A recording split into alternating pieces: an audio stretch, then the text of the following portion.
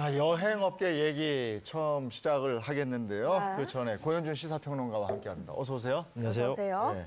권영찬 씨가 뭐 네. 워낙에 실감하고 있는 분이라서. 그러니까 뭐 저 같은 경우는 아내가 그 비행 쪽에 있고요. 네. 그래도 저 같은 경우에도 보통 한 달에 강연 한 10번 하면은 뭐 비행기를 타는 게 수두룩했는데 요즘엔 거의 안 타고 있으니까 이거 아이들 데리고 비행기 탄 적이 옛날 한 몇만 년 된 것 같아. 이런 생각이 들어요. 네. 지금 옛날엔 저희가 비행기를 탔잖아요. 네. 요즘 비행기를 이렇게 봐요. 맞아요. 저거 언제 타나. 이러다 정말 해외여행은 당분간 몇 년은 못 가는 거 아닌가 이런 생각이니까 약간 그리워지고 옛날에는 뭐 여행 프로그램 같은 거 보면 보고 이제 저기 가야 되겠다 이렇게 해서 뭐 홈쇼핑에서 계약하기도 하고 막 그랬거든요.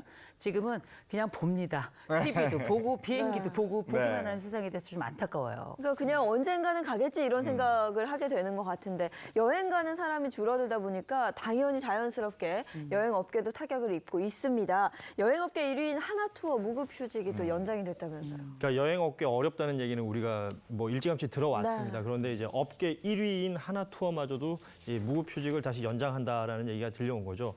뭐 하나투어의 무급휴직이 이번에 처음은 아니에요. 네. 지난 3월부터 직원들 유급휴직을 시행을 했었고요. 그 이후에는 이제 고용유지 지원금이라는 게 나라에서 지원이 됐습니다. 그래서 그 유지되는 상황이 있었는데 6월부터 무급휴직을 진행했었고 이번에 이제 연장을 하게 된 거예요. 네. 이렇게 되면 이제 직원분들은 임금 없이 휴직을 네. 해야 되는 상황이 된 건데, 그러니까 고용유지 지원금이 급여로 나왔던 시기가 끝났기 때문에 네. 이제는 뭐 정말 아무것도 받지 못하는 상황이 된 것이죠. 여행업계 어렵다 얘기는 뭐 진작에 들었는데 네. 어느 정도 어려운 겁니까?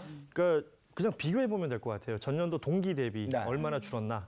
94.5%가 줄었습니다. 그러니까 뭐 지난번에 한 100명 정도가 작년에 여행을 갔으면 이번엔 너댓 명 정도밖에 여행을 못 가는 그런 네. 상황이 되었다라는 건데, 뭐 금액으로 따져도 매출이 100억 7천만 원 정도가 됐는데 이게 100억 7천만 원 하니까 되게 큰 것 같지만 작년 동기에는 1,095억이었어요. 네. 그러니까 거의 10분의 1로 줄어들었다 이렇게 보면 될 것 같고, 문제가 되는 건 코로나19가 끝나지 않았다는 겁니다. 네. 코로나19가 장기적으로 계속 여파가 이어질 것으로 보이는데 당장 4분기에 이 회복될 기미는 아직은 찾아보기 힘든 네. 것이죠. 네. 그럼 업계 1위라는 그 하나투어도 이렇게 힘든데 다른 여행사들은 좀 어떤가요? 업계 2위가 모두 투어고요. 네. 네. 3위가 이제 노랑풍선이라는 여행사인데 모두 무급휴직을 진행을 하고 있어요. 그러니까 뭐 1위부터 2위, 3위 그리고 뭐 중소 여행업체는 말할 것도 없고 굉장히 힘든 상황이 유지되고 있는데, 앞서 말씀드렸지만 올 연말까지는 이 고용유지 지원금이 일정 부분 나오는 게 있거든요.